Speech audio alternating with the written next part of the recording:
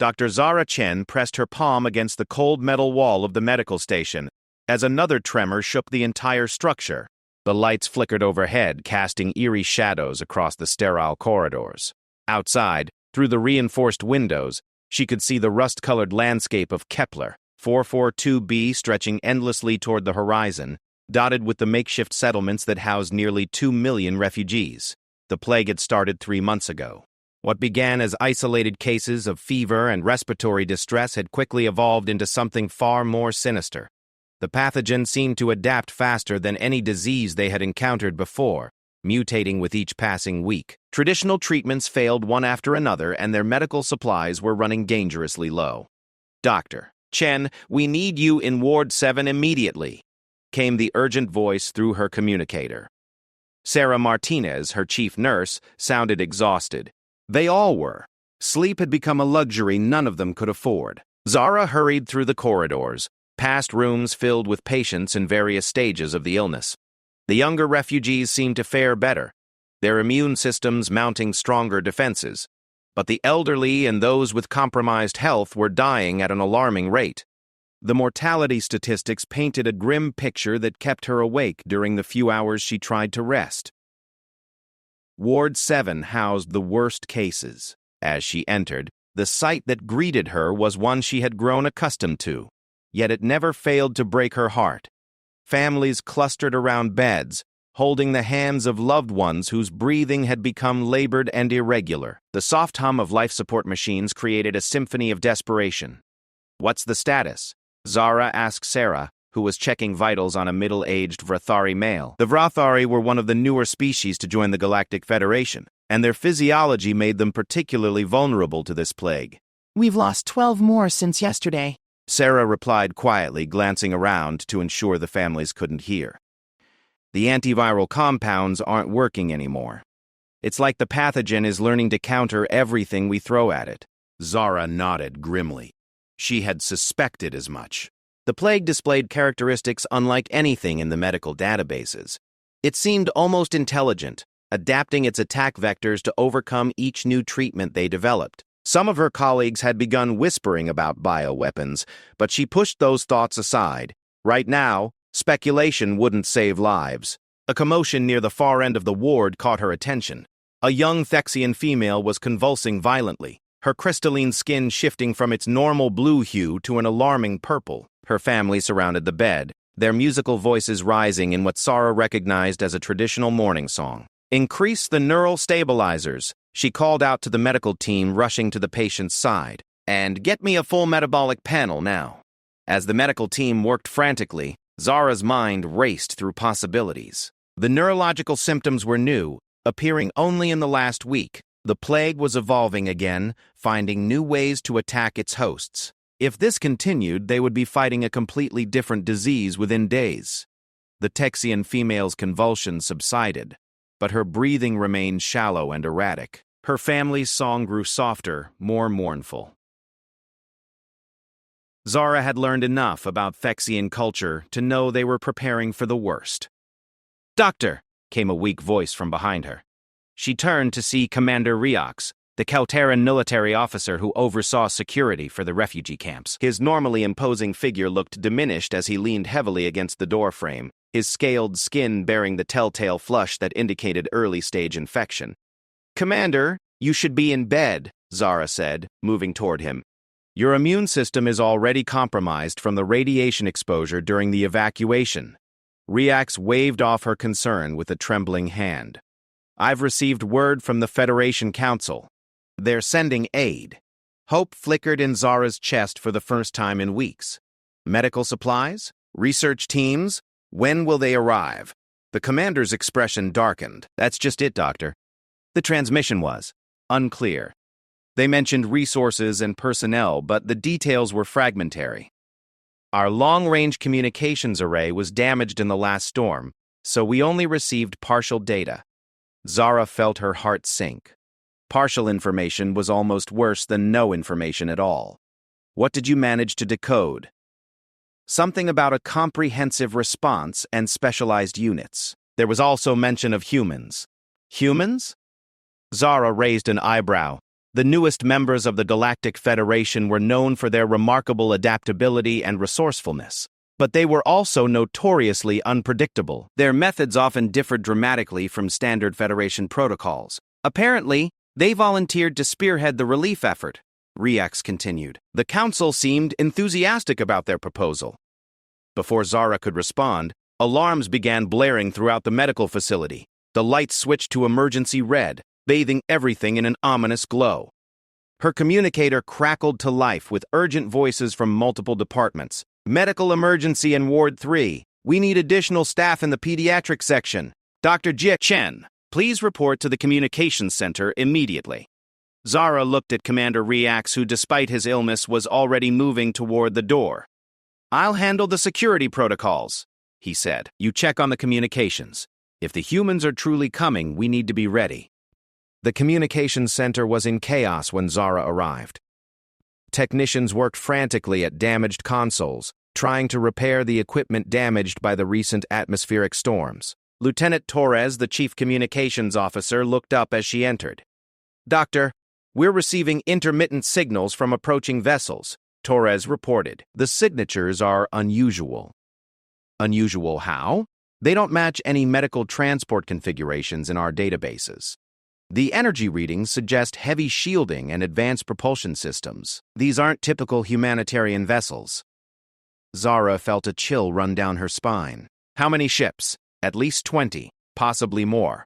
They're maintaining communication silence except for basic identification protocols. Through the static-filled speakers, a voice suddenly emerged with startling clarity.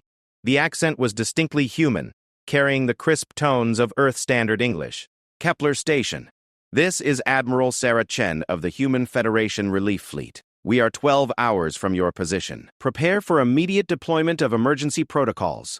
Zara's breath caught. Chen was her surname as well, though she doubted there was any relation. What struck her more was the title. Admiral. Relief fleets were typically commanded by medical coordinators or civilian administrators. Why would the humans send a military admiral to lead a humanitarian mission? Admiral Chen, Lieutenant Torres responded. This is Kepler Station. We are prepared to receive medical supplies and personnel. Please transmit your cargo manifest and estimated patient capacity. Static filled the channel for several long moments before the Admiral's voice returned. Negative on cargo manifest transmission. Maintain current protocols and prepare all non-essential personnel for potential relocation. Chen out. The channel went dead, leaving the communications center in stunned silence. Zara exchanged worried glances with Lieutenant Torres. The conversation had sounded more like a military briefing than a humanitarian coordination call. Doctor, Torres said quietly, there's something else. Our passive sensors detected weapons signatures on several of the approaching vessels. Heavy weapons.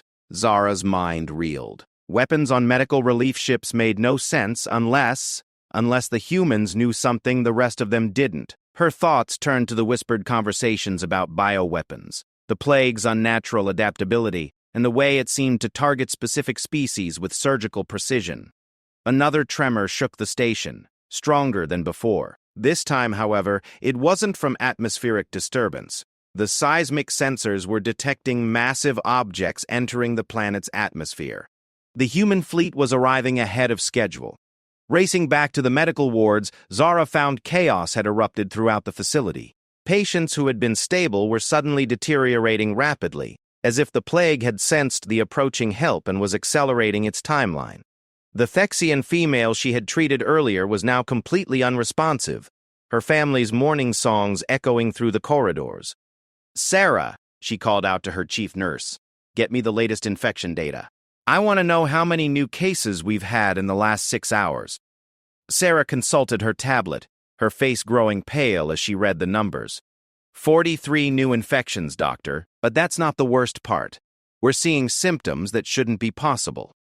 What do you mean? Cross-species transmission. The pathogen is jumping between completely incompatible biological systems. Vrathari, Thexian, Keltaran, even the few humans we have here. It's like the disease is actively learning how to infect everyone. Zara felt ice forming in her stomach. Cross-species transmission was theoretically impossible without significant genetic modification. Natural pathogens were species-specific. limited by biological compatibility. What they were seeing suggested either an unprecedented evolutionary leap or deliberate engineering.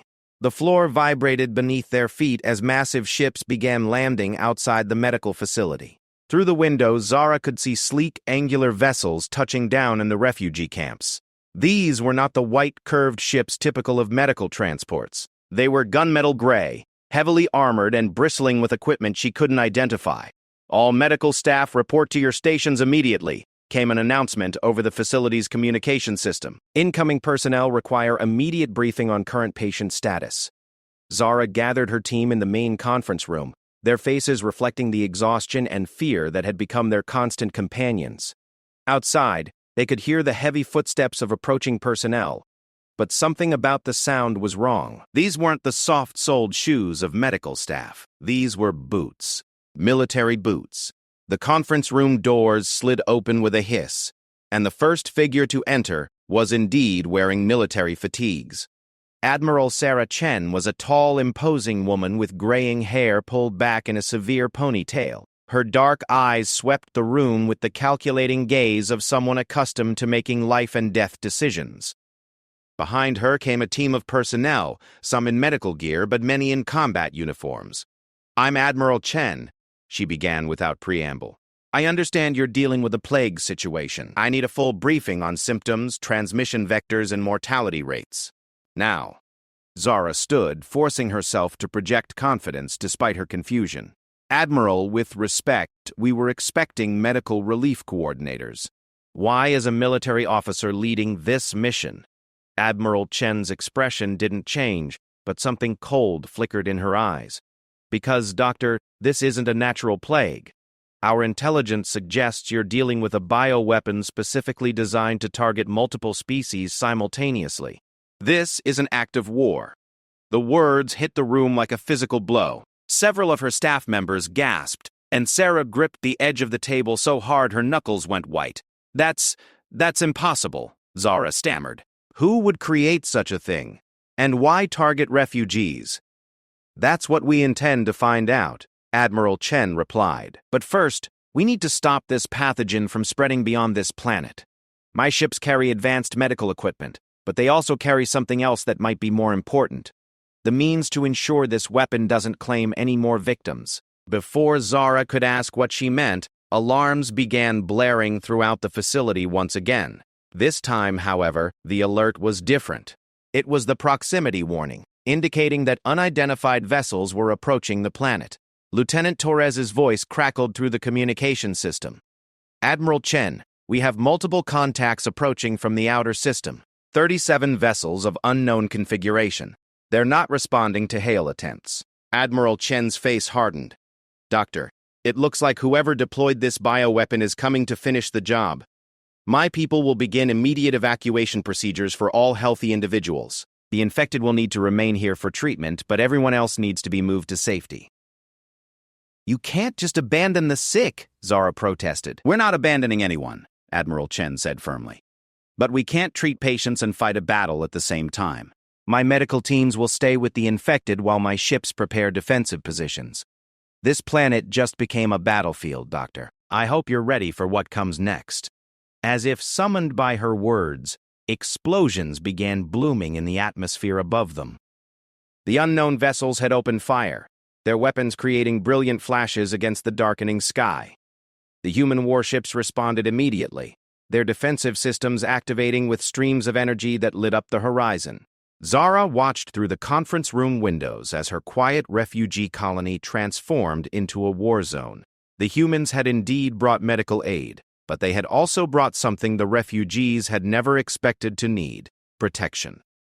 Protection. The question that terrified her most was whether it would be enough. The plague continued its relentless advance through the medical facility, but now it faced competition for its victims. Whatever force had created this bioweapon had come to witness its effects firsthand, and humanity had decided to stand in their way: the battle for Kepler. 442b had begun, and the fate of 2 million refugees hung in the balance.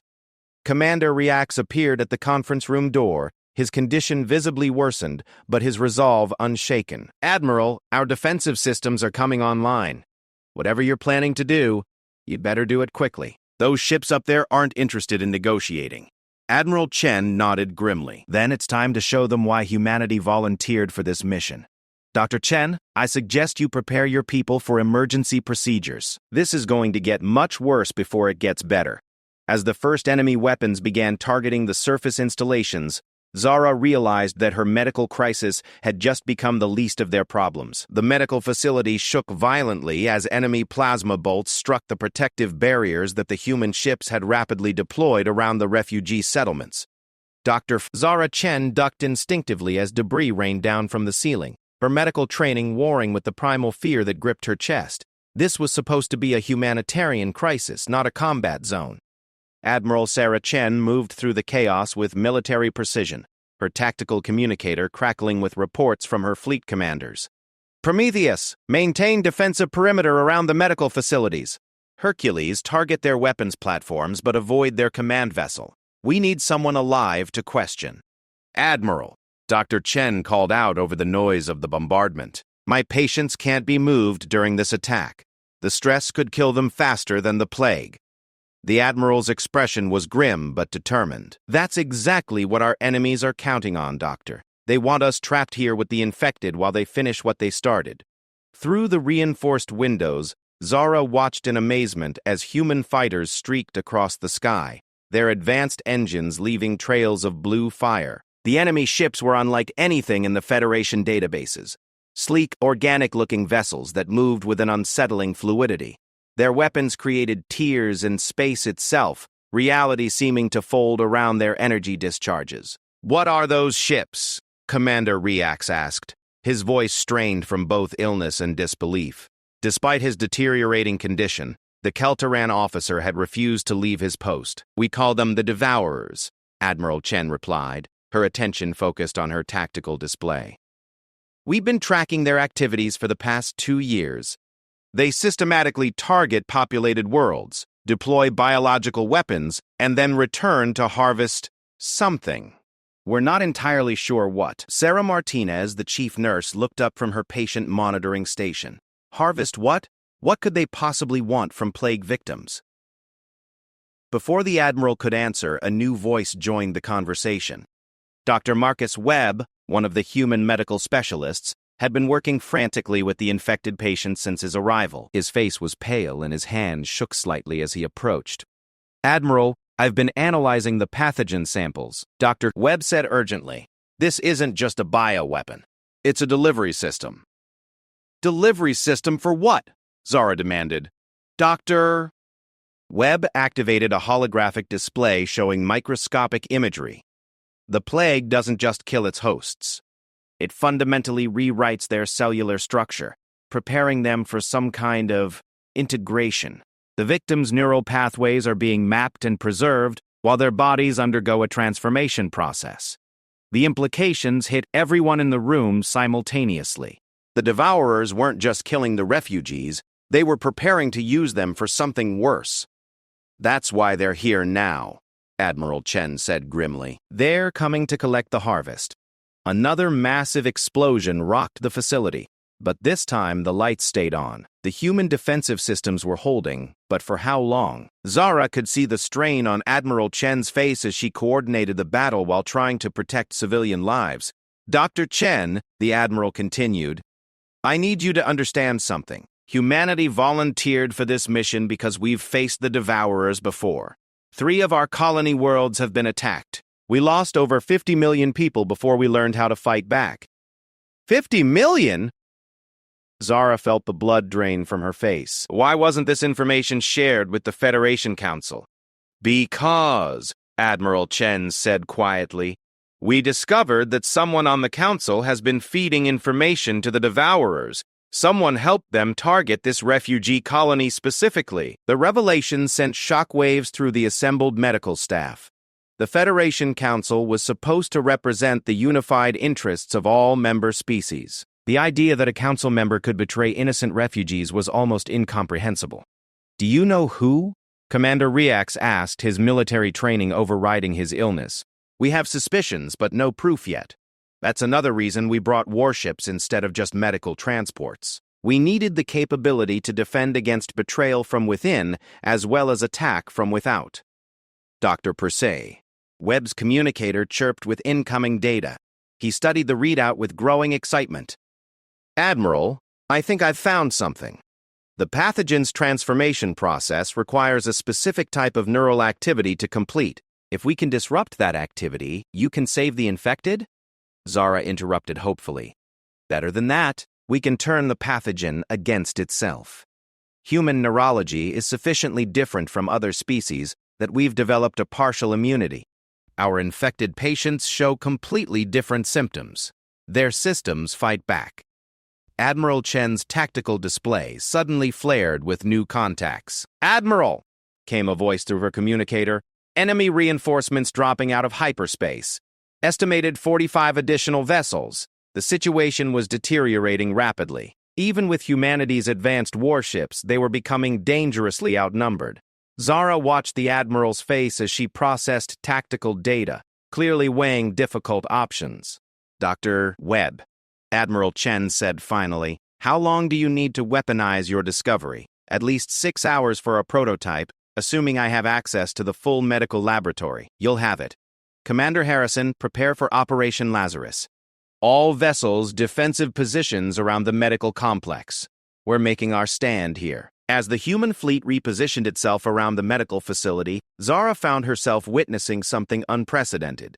The refugees, regardless of their species, began emerging from their shelters to help. Vrothari engineers worked alongside Texian technicians to reinforce defensive barriers. Keltaran soldiers, despite their illness, took positions to defend the medical facility. They're not just protecting us, Sarah observed, watching the refugees mobilize. They're protecting each other. The next wave of enemy attacks came with terrifying intensity. The Devourer ships had adapted their tactics, focusing their fire on specific weak points in the human defenses. Reality itself seemed to ripple and tear where their weapons struck, creating disorienting visual distortions that made conventional targeting nearly impossible.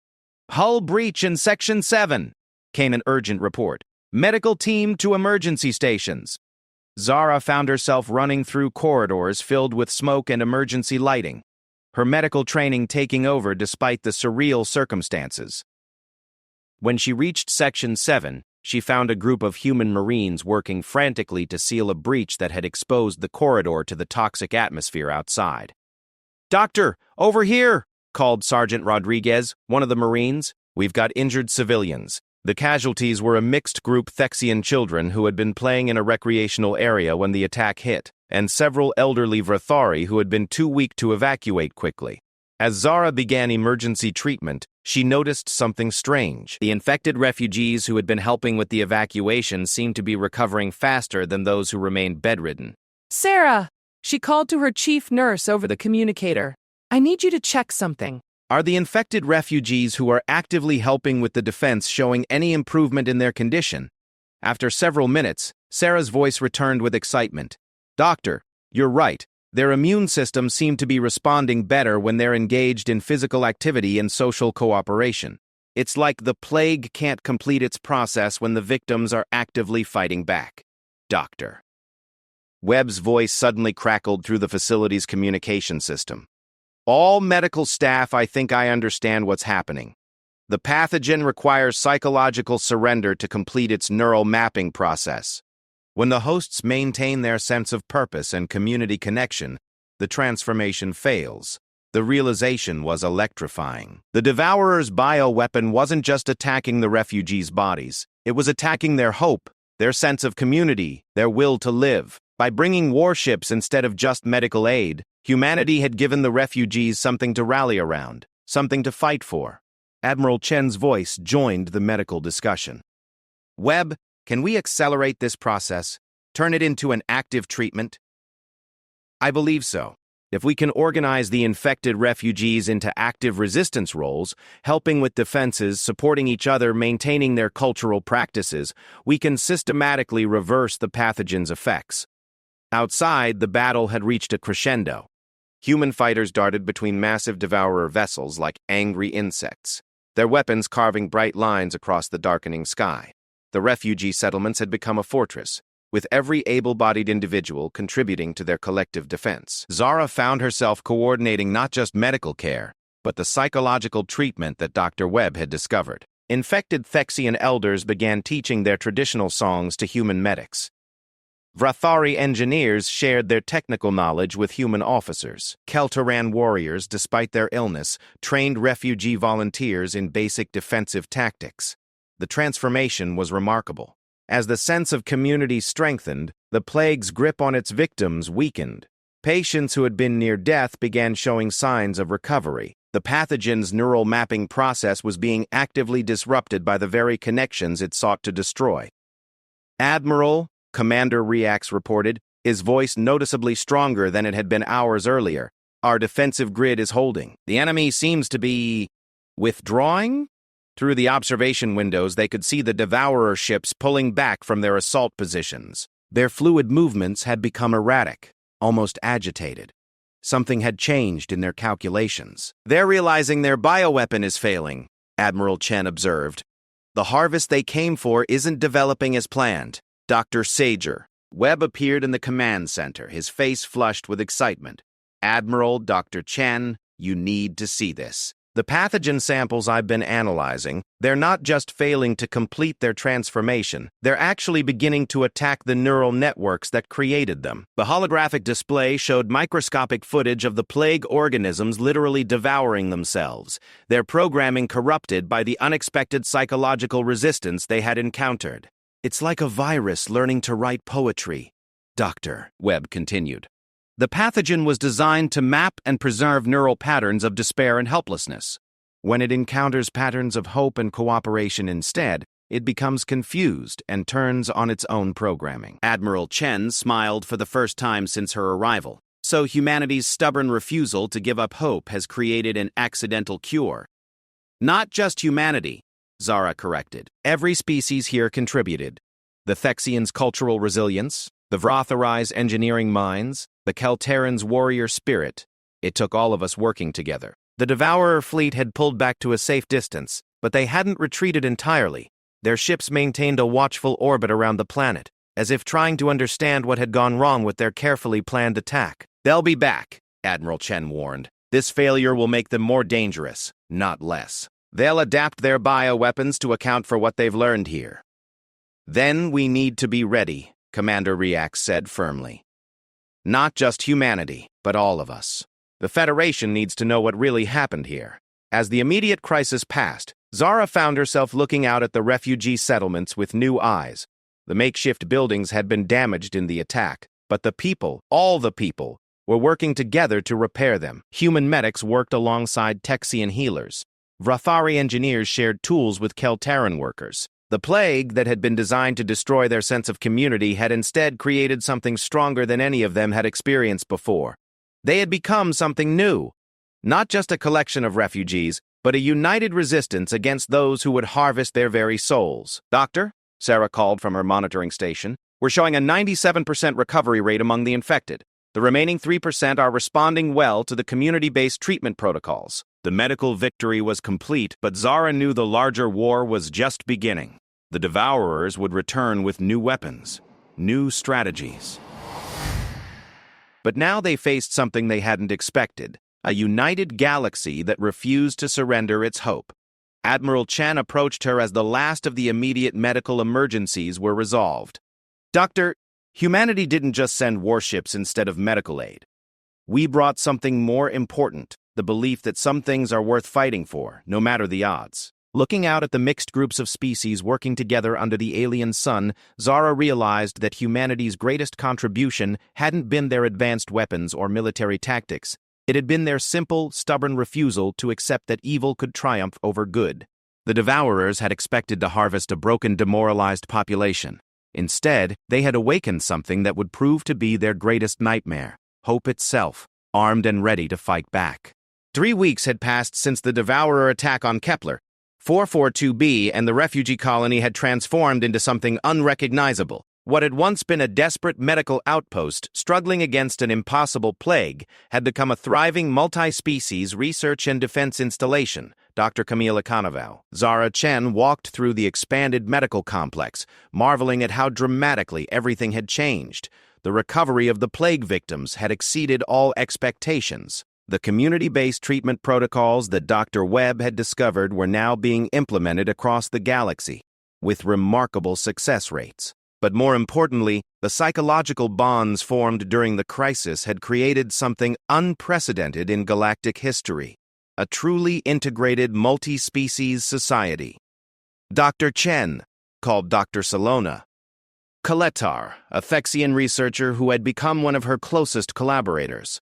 The crystalline being's skin patterns shifted to display excitement as she approached. "We've received the analysis from the Council's Xenobiology Department. You're not going to believe what they found." Zara followed Dr. Kaletar to the main research laboratory, where holographic displays showed detailed molecular structures of the captured Devourer bioweapon samples. What she saw made her gasp. The pathogen wasn't just alien technology. It was a hybrid creation that incorporated genetic material from multiple Federation species. Someone has been providing the Devourers with biological samples from every major species in the Federation, Dr. Kalatar explained, her musical voice carrying notes of anger. This weapon was specifically designed to target our people. Admiral Sarah Chen entered the laboratory with Commander Riax, both looking grim. The Kelteran officer had made a full recovery and had been promoted to overall security coordinator for the growing installation. Behind them came an unexpected figure, Counselor Vex Hari, a Brathari diplomat who served on the Federation Council's inner circle. "Counselor," Zara greeted the distinguished visitor.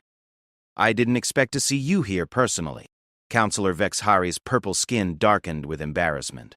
"Doctor, I come bearing disturbing news about the Council's investigation.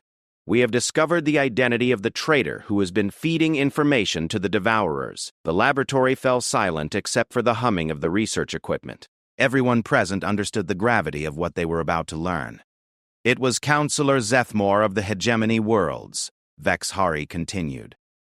"He has been systematically providing the Devourers with refugee movement data, biological samples, and strategic information for the past 5 years." Admiral Chen's face hardened. 5 years. How many colonies could have been saved if we'd known? 17 confirmed attacks, the counselor admitted. Over 200 million casualties across 8 different species. The hegemony has been using the Devourers as a weapon to eliminate what they consider undesirable populations, while maintaining plausible deniability. The revelation hit everyone like a physical blow. The Hegemony Worlds were among the founding members of the Federation, representing some of the oldest and most influential civilizations in the galaxy. The idea that they would orchestrate genocide on such a scale was almost incomprehensible. "There's more," Counselor Vexari continued reluctantly. "Intelligence suggests that this refugee colony wasn't chosen at random. The hegemony has been systematically targeting populations that might eventually challenge their political dominance. The species represented here were becoming too successful, too united." Dr. Kalatar's skin patterns shifted to display patterns Zara had never seen before, a combination of colors that spoke of ancient Thexian expressions for betrayal and vengeance. "They tried to commit genocide against us because we were becoming friends? In essence, yes. The hegemony's governing philosophy is based on maintaining rigid hierarchies between species. The kind of cooperation and integration we've developed here threatens their entire power structure." Admiral Chen began pacing, her tactical mind clearly working through implications. "Counselor, what is the Federation Council prepared to do about this? The evidence against Counselor Zethmore is overwhelming. He's been arrested, and Hegemony Worlds are facing immediate sanctions. But the damage has already been done. The Devourers have enough biological and strategic data to continue their attacks indefinitely." Commander Riak stepped forward, his recovered strength evident in his bearing. "Then we stop them ourselves. This colony has become proof that their bioweapons can be defeated. We have the knowledge and the unity they fear most." Dr. Webb appeared in the laboratory doorway, his excitement barely contained. "Admiral, everyone, you need to see this immediately. We've had a breakthrough with the captured Devourer technology." He led them to an adjacent laboratory where a strange, organic-looking device sat in a containment field. The object seemed to pulse with its own internal light, and its surface shifted constantly like living tissue. "This is a Devourer communication node," Dr. Webb explained. "We extracted it from one of their ships that crashed during the battle. I've been working with our xenotechnology specialists to decode its function." "You've managed to access their communications?" Admiral Chen asked with interest. "Better than that. We've learned how to disrupt them. The Devourers don't just communicate through this technology, they're actually controlled by it. Each ship, each weapon, each organism they create is linked to a vast neural network." Dr. Kelatar moved closer to examine the device, her scientific curiosity overcoming any fear. "You mean they're not actually independent beings? They're components of a larger organism?" "Exactly, and that organism has a weakness. The same psychological resilience that defeated their bioweapon can be used to attack their command structure. If we can broadcast the right kind of neural patterns, hope, unity, determination, we can actually cause their network to malfunction." Zara felt a chill of recognition, the same way the plague turned against itself when exposed to community resistance. Precisely. The Devourer network was designed to process and integrate despair, fear, and helplessness. When it encounters the opposite emotions in sufficient quantity, it experiences the equivalent of a massive allergic reaction. Admiral Chen's tactical mind immediately grasped the implications. "Doctor, are you suggesting we can weaponize hope?" "I'm suggesting we can turn our greatest strength, our ability to unite across species barriers, into a tool that can defeat the Devourers permanently." Counselor Vexhari looked troubled. "The ethical implications of such a weapon are staggering. We would essentially be using our own emotional states as ammunition." "With respect, Counselor," Commander Reax interjected, "the Devourers have been using our emotions against us for years. They've harvested despair and fear from millions of victims. Isn't it time we fought back with something better?" The debate that followed was intense but ultimately brief. The evidence was overwhelming. Traditional weapons had proven ineffective against the Devourers, but psychological resistance had succeeded where military might had failed. The path forward was clear, even if it was unprecedented. Over the following days, the refugee colony became a testing ground for humanity's most ambitious project yet. Teams of psychologists, neuroscientists, and xenobiologists worked together to develop what they codenamed the Unity Field, a broadcaster that could transmit the collective emotional resonance of a unified community across interstellar distances. The process required something that had never been attempted before: the voluntary psychological integration of multiple species into a single, coordinated emotional state. Volunteers from every refugee population worked with human specialists to learn meditation techniques, emotional regulation, and most importantly, genuine empathy across species barriers. Dr. Zara Chen found herself serving as both medical coordinator and emotional counselor as the refugees learned to open their minds to each other in ways their species had never imagined possible. Watching a Keltaran warrior comfort a frightened Thexian child, or seeing Vrathari engineers share their deepest fears with human medics, she realized they were witnessing the birth of something entirely new. The first test of the Unity Field came when Devourer scouts returned to probe the planet's defenses. The moment the alien ships entered the system, the refugees activated their coordinated response. 2 million beings from 6 different species focused their combined will on a single message: we will not surrender. We will not despair, we choose hope. The effect was immediate and devastating. The Devourer scouts began spinning wildly out of control, their organic ships convulsing as if in pain. Within minutes, they had fled the system entirely, leaving behind only confused electromagnetic signatures. "It worked," Dr. Webb announced, his voice filled with amazement. Their neural network couldn't process that level of unified positive emotion. It literally shut down their ship's control systems, but their celebration was short-lived. Long-range sensors detected a massive Devourer fleet assembling in a nearby system, over 300 vessels, including some that dwarfed anything they had previously encountered. The Devourers weren't retreating, they were preparing for total war. "They're bringing everything they have," Admiral Chen observed grimly. "This isn't just about this colony anymore. We've threatened their entire existence." Counselor Vexhari had remained on the planet to coordinate with the Federation's emergency response. The Council has authorized full military mobilization, but our fleets won't arrive for another 2 weeks. You'll be facing the Devourer Armada alone. No, Zara said firmly, looking around at the faces of her colleagues from 6 different species. We won't be alone. We have something the Devourers have never faced before. A unified galaxy that refuses to give up. The next phase of their preparation involved something even more ambitious than the Unity field. Working around the clock, human engineers collaborated with Rathari technicians to modify their communication arrays. Instead of broadcasting to just one star system, they were creating a network that could reach every Federation world simultaneously. If this works, Dr. Broadcast, Collador explained during the final planning session. Every member species in the Federation will be able to contribute to our resistance. The Devourer's network will face the combined will of an entire galaxy. The plan was audacious almost to the point of fantasy.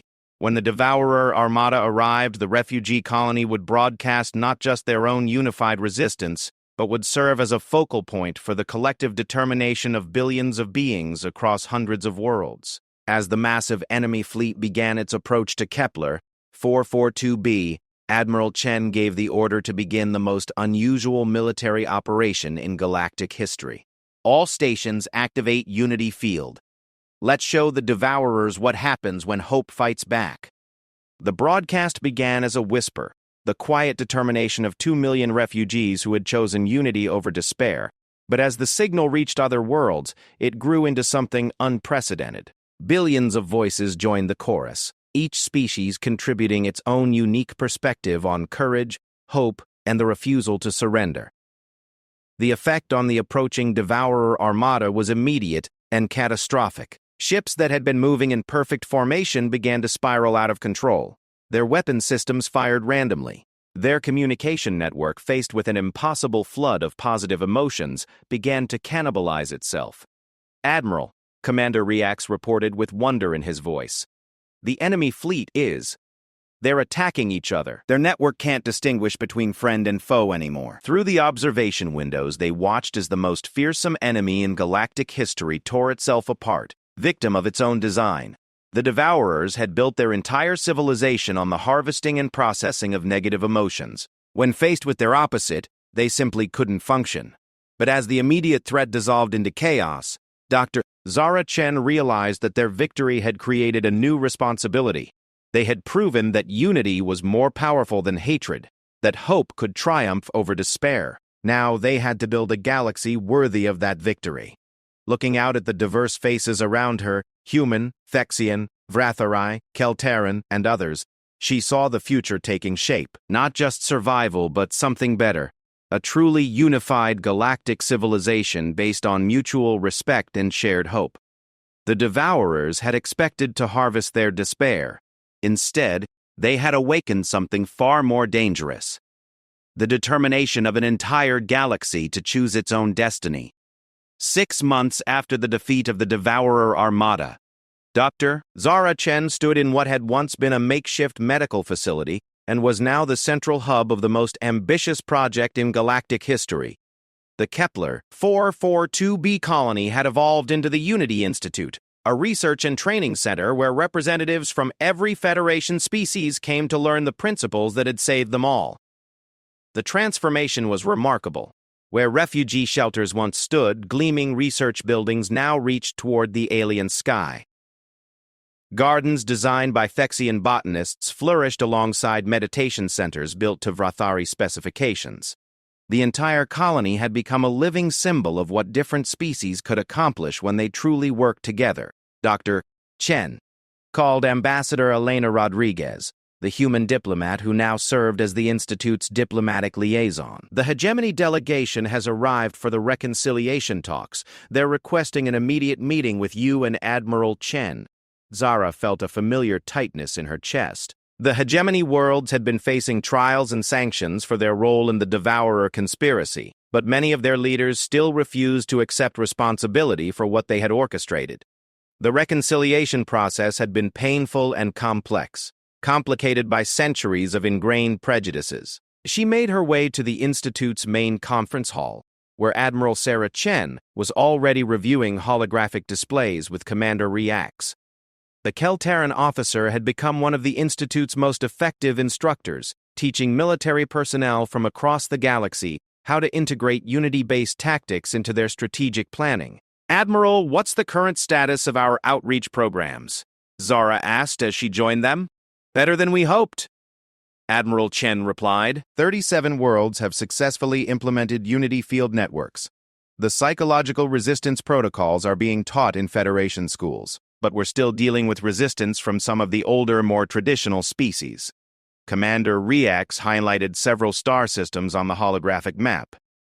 The hegemony core worlds are the primary holdouts. Their social structures are too dependent on hierarchical thinking to easily adapt to Unity-based cooperation. The doors to the conference hall opened, and the hegemony delegation entered. Leading them was Chancellor Vorthak, an imposing figure whose species had been among the first to join the Federation centuries ago. His expression carried the disdain that had characterized hegemony attitudes toward lesser species for generations. Dr. Chen, Chancellor Vorthak began without preamble. "This charade has gone on long enough. The hegemony is prepared to offer reparations for the unfortunate actions of Councillor Zethmore, but we will not accept responsibility for crimes we did not commit." The words stung, but Zara had expected this attitude. "Chancellor, the evidence clearly shows that the conspiracy involved more than just one individual. Your government provided systematic support for the Devourer operations. Rogue elements operating without authorization the Chancellor dismissed. The Hegemony Council was not aware of these activities." Admiral Chen stepped forward, her military bearing evident. "Chancellor, with respect, our intelligence indicates otherwise. The coordination required for 5 years of systematic genocide could not have been accomplished without high-level approval." The tension in the room was palpable. Behind Chancellor Vorthak stood other representatives of the hegemony's ruling elite, their body language radiating the same arrogant dismissal that had enabled the conspiracy in the first place. Dr. Kalater entered the conference hall at that moment, her crystalline skin displaying patterns of formal diplomatic courtesy despite the obvious stress she was feeling. As one of the survivors of the original bioweapon attack, her presence always served as a powerful reminder of what was at stake. "Chancellor," Kalater said, her musical voice carefully controlled, "perhaps we should focus on the future rather than relitigating the past. The Unity Institute has developed programs that could help the hegemony worlds transition to more cooperative governance models." "We do not require transition," Chancellor Vorthak replied coldly. "The hegemony's traditional methods have maintained galactic stability for centuries. This recent enthusiasm for emotional manipulation is a dangerous experiment that will inevitably fail." The dismissive term emotional manipulation sparked immediate reaction from everyone present. Dr. Webb, who had been quietly observing from the side of the room, stepped forward with barely contained anger. "Chancellor, what we've developed here isn't manipulation. It's the opposite. It's genuine connection and mutual respect. The very things your people seem incapable of understanding." "Dr. Webb," Zara cautioned gently, "losing control of the discussion wouldn't help anyone." But Chancellor Vorthak had heard enough. "This is precisely what we warned the Federation Council about. These Unity experiments are creating dangerous emotional instability. The proper order of galactic civilization requires clear hierarchies and rational governance, not this sentimental chaos." The words hung in the air like a challenge. Around the conference hall, representatives from dozens of species watched the exchange with growing tension. This wasn't just a diplomatic meeting, it was a test of everything they had built together. Commander Reax broke the silence. "Chancellor, would you be willing to experience a Unity field demonstration, not as a weapon or tool of persuasion, but simply to understand what we're actually discussing?" "Absolutely not," came the immediate reply. "We will not subject ourselves to psychological manipulation disguised as scientific demonstration." The refusal was revealing. Throughout the galaxy, leaders who had experienced Unity field connections had become the strongest advocates for the new cooperative models. Only those who refused to try it continued to oppose it. Very well. Admiral Chen said calmly. "Let me share something else with you instead." She activated a holographic display that showed recent population statistics from across the galaxy. The data was striking. Worlds that had implemented Unity Institute programs showed dramatic improvements in productivity, innovation, and quality of life. Interspecies cooperation was producing benefits that went far beyond simple diplomatic relations. These improvements aren't the result of emotional manipulation, Chancellor. They're the natural outcome when people stop wasting energy on pointless conflicts and start working together toward common goals. Chancellor Vorthak studied the data with obvious skepticism. Temporary effects. Emotional enthusiasm always fades. Only traditional structures provide lasting stability. Then explain this, Doctor. Kalatar interjected, calling up additional displays. These are crime statistics from Unity-trained worlds. Conflict resolution times, resource allocation efficiency. Every measurable metric shows sustained improvement over a 6-month period. Correlation, not causation, the Chancellor dismissed. The debate continued for hours, with the hegemony delegation systematically rejecting every piece of evidence presented to them. Their position wasn't based on logic or data. It was based on fundamental beliefs about the nature of civilization itself. As the formal negotiations concluded with no progress, Zara found herself walking through the Institute gardens with Admiral Chen and Dr. Kalatar. The setting sun painted the alien landscape in brilliant colors, and the peaceful atmosphere contrasted sharply with the tension they had just experienced. "They're afraid," Dr. Kalatar observed quietly. "Not of our technology or our methods, but of what our success implies about their own failures." Admiral Chen nodded grimly. The hegemony's entire identity is built on the idea that hierarchical control is the only way to maintain order. If we're right about unity-based cooperation, then everything they've built their civilization on is wrong. So what do? Zara asked. "We can't force them to participate in something they fundamentally oppose." The answer came from an unexpected source. As they walked, they were joined by groups of Institute students from various species, young beings who had grown up with unity principles as part of their basic education. Watching them interact naturally, without the prejudices and barriers that had shaped older generations, Zara realized they were witnessing evolution in action. "We don't convince the hegemony," she said finally. "We make them irrelevant." Over the following weeks, the Institute accelerated its outreach programs. Instead of focusing on governments and established institutions, they began working directly with younger populations. Schools across the galaxy requested Unity curriculum. Universities established exchange programs. Young people who had never known a galaxy divided by fear and hatred began building the foundations of something entirely new. The response was remarkable. Within 3 months, student organizations on over 100 worlds had established their own Unity networks. Young scientists, artists, engineers, and philosophers began collaborating across species boundaries in ways their parents had never imagined possible. "It's working," Dr. Webb reported during a staff meeting. "The demographic data is clear. Younger populations are adapting to Unity principles at rates far exceeding our most optimistic projections." Admiral Chen was reviewing military recruitment statistics. More significantly, the new generation of Federation officers is thinking about conflict resolution in completely different terms. They're not just learning new tactics, they're fundamentally changing what military service means. The transformation wasn't without its challenges. Older populations often struggled to adapt to the changing social dynamics. Some worlds experienced generational conflicts as traditional power structures came into tension with unity-based cooperation. But the overall trend was unmistakable. The galaxy was changing. The crisis came 6 months later when the hegemony attempted to reassert control through economic sanctions against worlds that had embraced Unity Institute principles. Chancellor Vorthak appeared before the Federation Council with a proposal to formally restrict emotional manipulation technologies and return to traditional governance models. "The Federation faces a choice," he declared during the emergency session. "We can return to the proven methods that have maintained galactic civilization for millennia, or we can surrender to dangerous experiments that threaten the very foundations of rational governance." The response was swift and decisive. Rather than governments making the choice, it came from the people themselves. Across hundreds of worlds, populations that had experienced unity-based cooperation simply refused to return to the old ways. Workers went on strike.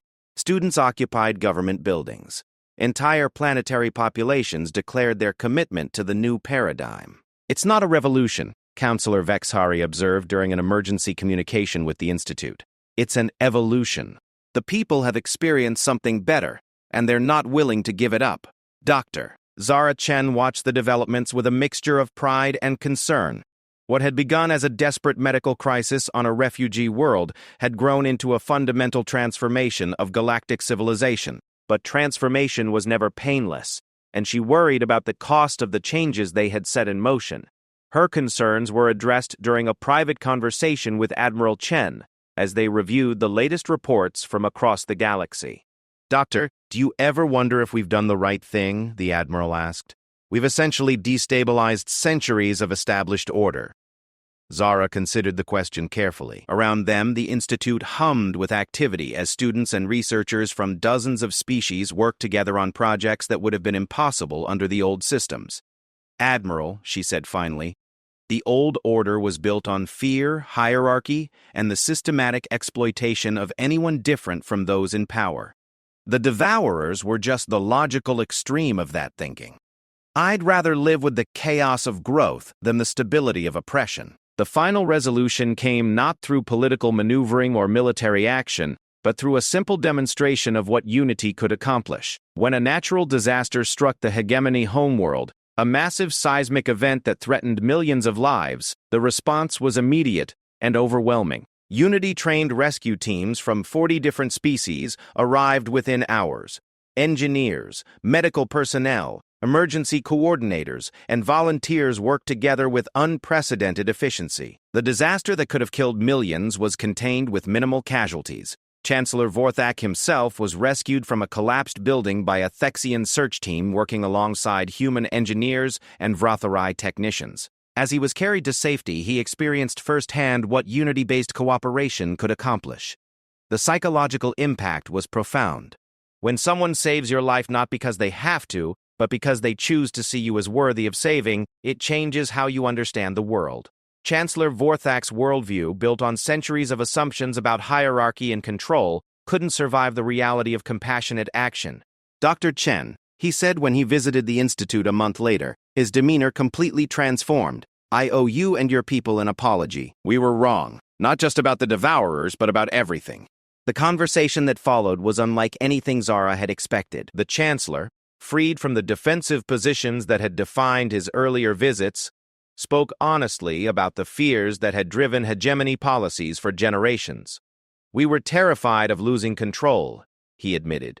"Our entire civilization was built on the idea that someone had to be in charge, that hierarchy was the only alternative to chaos. The possibility that people could govern themselves through cooperation rather than control threatened everything we thought we knew."